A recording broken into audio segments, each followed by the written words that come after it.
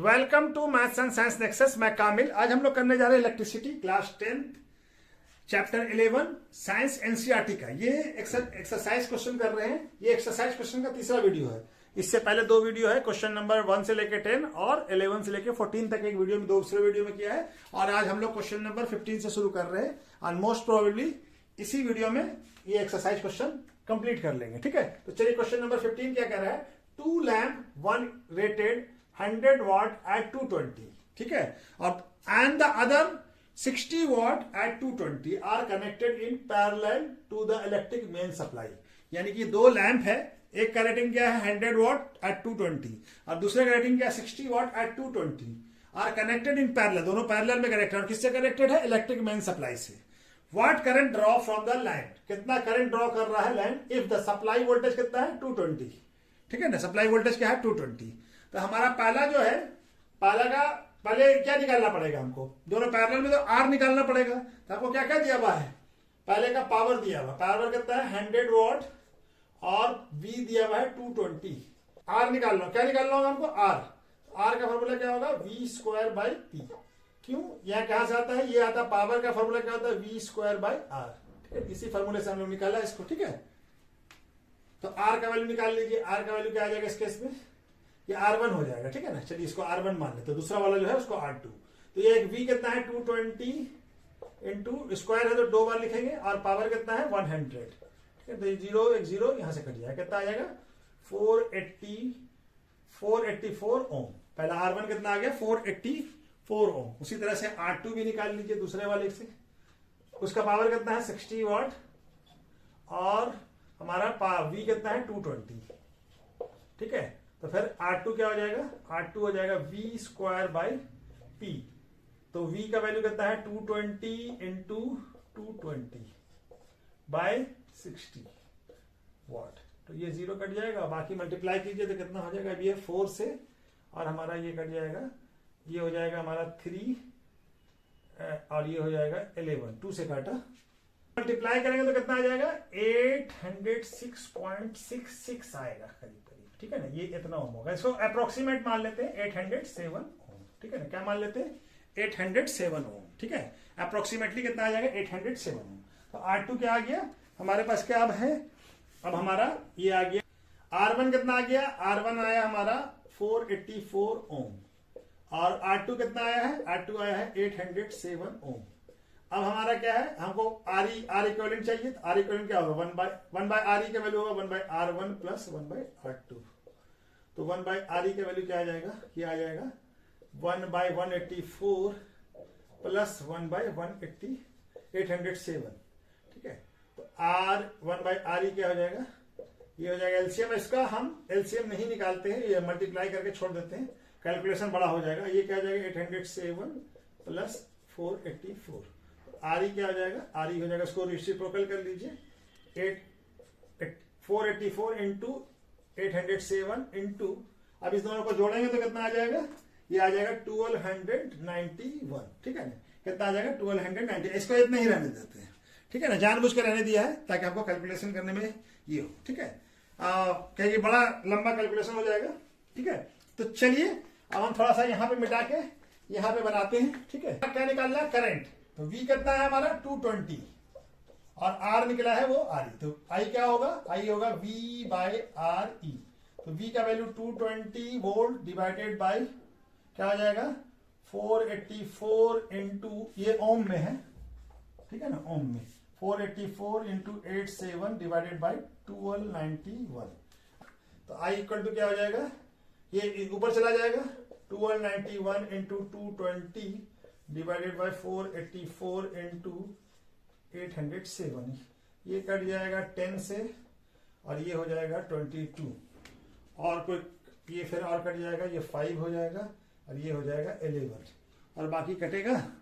चलिए मल्टीप्लाई करके देख लेते हैं। ये 0.727 एम्पियर।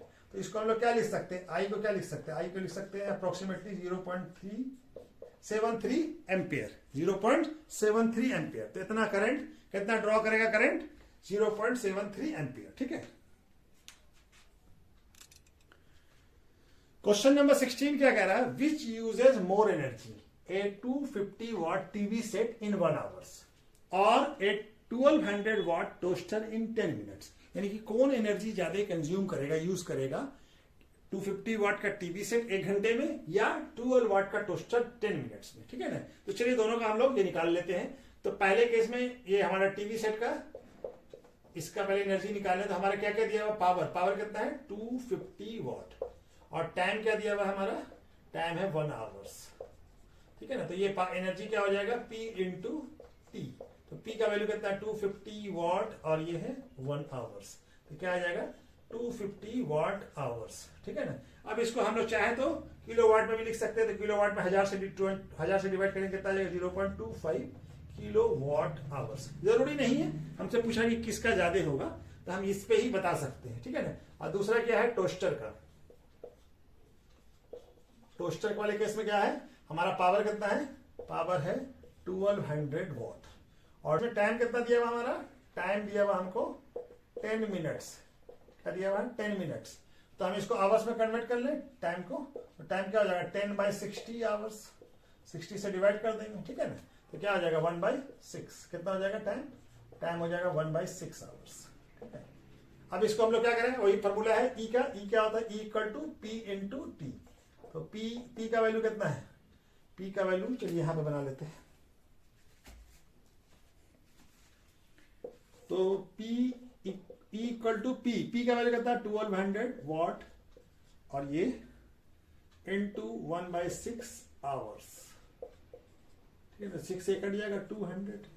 तो क्या आ जाएगा, ई का वैल्यू कितना आ जाएगा 200 वाट आवर्स। यानी कि इसको अगर हम लोग किलोवाट में कन्वर्ट कर ले तो कितना आ जाएगा 0.1000 से डिवाइड करेंगे तो किलोवाट। तो कौन कंज्यूम ज्यादा कर रहा है, टीवी कंज्यूम ज्यादा कर रहा है। तो क्या हो जाएगा विच तो मोर कंज्यूम, क्या आ जाएगा TV set consume uses more energy than toaster. ठीक है ना। टीवी सेट ज्यादा एनर्जी कंज्यूम करेगा एज कंपेयर टू टोस्टर। ठीक है। तो चलिए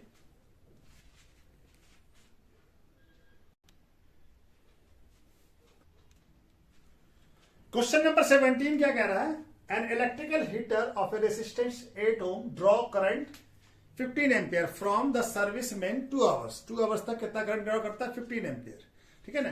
calculate the rate at which heat is develop in the heater. कितना हीट डेवलप हो रहा है, ये किस रेट से हीट डेवलप हो रहा है वो हमको बताना है, यानी कि पावर बताना है। ठीक है ना। तो हमारा क्या क्या दिया हुआ है, आर दिया हुआ है, आर कितना है 8 ओम और करंट कितना दिया हुआ है, करंट आई दिया हुआ है, आई कितना है 15 एम्पियर। तो हमको पावर बताना है। पी इक्वल टू क्या होता है आई स्क्वायर आर। तो आई का वैल्यू कितना है 15 एम्पियर का स्क्वायर और आर का वैल्यू है 8 ओम। तो 15 का स्क्वायर कितना आएगा 225 ए स्क्वायर इंटू 8 ओम। तो क्या आ जाएगा ये 25 को 8 से मल्टीप्लाई करेंगे कितना आएगा 1800 वॉट। तो कितना होगा, किस रेट से ये करेगा 1800 वॉट के हिसाब से। ठीक है ना। रेट क्या होगा 1800। पावर का वैल्यू पी का वैल्यू क्या आ गया, पी इक्वल टू क्या आ जाएगा 1800। ये रेट होगा 1800 वॉट। ठीक है ना। चलिए नेक्स्ट क्वेश्चन करते हैं। क्वेश्चन नंबर 18 में 5 क्वेश्चन है। क्या कह रहा है, एक्सप्लेन द फॉलोइंग। तो 5 क्वेश्चन है ए से लेके ई तक। ठीक है ना। तो पहला ए वाला क्वेश्चन क्या है, पहले हर एक क्वेश्चन को करते हैं। ठीक है ना। Why is the tungsten use almost exclusively for filament of electric bulb. यानी टंगस्टन का क्यों यूज किया जाता है फिलामेंट में, बल्ब के फिलामेंट में। ठीक है ना। तो पहला 2 रीजन है।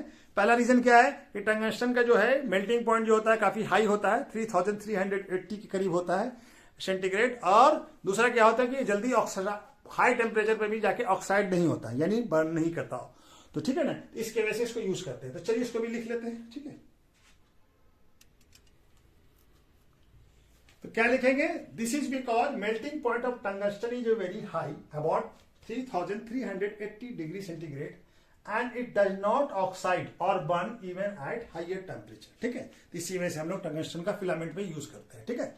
चलिए बी क्या कह रहा है, why are the conductor of electrical heating device such as a bread toaster और इलेक्ट्रिक आयरन, जिसमें कि हम लोग हीटिंग इफेक्ट का यूज करते हैं, made of N alloy rather than a pure metal. तो क्यों यूज करते हैं हम लोग अलॉय का जबकि प्योर मेटल का यूज नहीं करते। तो 2 वजह हो सकता है। एक वजह क्या है कि प्योर मेटल का क्या होता है, एलॉय का जो मेल्टिंग पॉइंट होता है वो as compare to pure metal से ज्यादा होता है, ठीक है। और दूसरा क्या है कि एलॉय जो है बर्न नहीं करता है और प्योर मेटल बहुत हाई टेम्परेचर में बर्न कर सकता है, ठीक है ना। तो इसी वजह से यूज करते हैं, ठीक है। चलिए तो इसको भी लिख लेते हैं।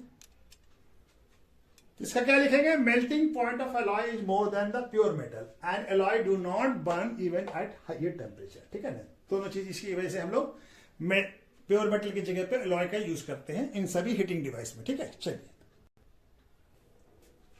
सी क्या कह रहा है, why is the series arrangement not use in domestic circuit. Series arrangement domestic circuit में क्यों नहीं यूज करते हैं, तो सीरीज अरेंजमेंट पैरेलल क्यों करते हैं, तो सीरीज अरेंजमेंट डोमेस्टिक सर्किट में इसलिए यूज करते हैं कि अगर सीरीज में एक भी अगर हमारा डिवाइस फ्यूज हो जाता है तो क्या होगा कि पूरे जो सर्किट का जो है क्या हो जाएगा, करंट बंद हो जाएगा, सर्किट क्या हो जाएगा, ओपन हो जाएगा, ठीक है ना।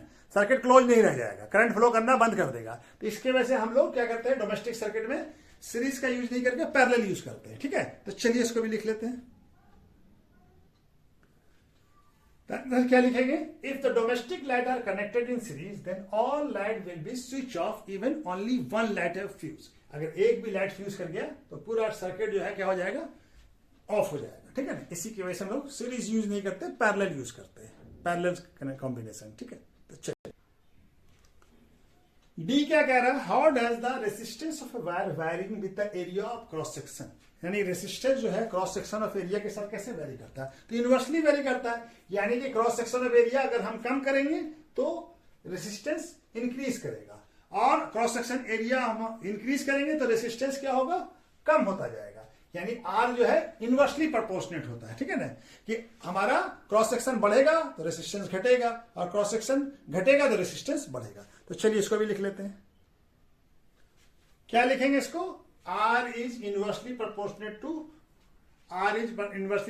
टू ए क्या है, area of cross section. Thus the resistance of a wire increase with the decrease of its area of cross section. Area of cross section बढ़ेगा तो रेसिस्टेंस क्या हो जाएगा, एरिया अगर रेसिस्टेंस बढ़ेगा कब, जबकि एरिया ऑफ क्रॉस सेक्शन घटेगा, डिक्रीज करेगा।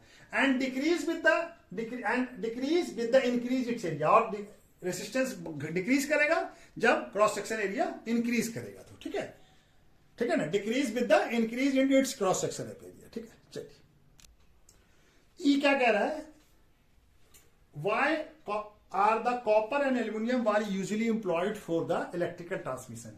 यानी कि कॉपर और एल्यूमिनियम वायर का हम लोग इलेक्ट्रिकल ट्रांसमिशन में, इलेक्ट्रिसिटी के ट्रांसमिशन में हम लोग क्यों यूज करते हैं इसको, ठीक है ना, कॉपर और एल्यूमिनियम वायर को इसलिए यूज करते हैं कि कॉपर और एल्यूमिनियम वायर का क्या होता है, रेसिस्टिविटी काफी लो होता है। तो इसके वजह से क्या होता है कि हमारा करंट का फ्लो काफी अच्छा होता है, ठीक है। रेसिस्टिविटी जितना लो होगा जिस भी कंडक्टर का, तो वो उतना अच्छे से इलेक्ट्रिसिटी फ्लो करेगा। तो इसी वजह से इसको हम लोग कॉपर और एल्यूमिनियम वायर को यूज करते हैं, क्योंकि इसका रेसिस्टिविटी काफी लो होता है, ठीक है।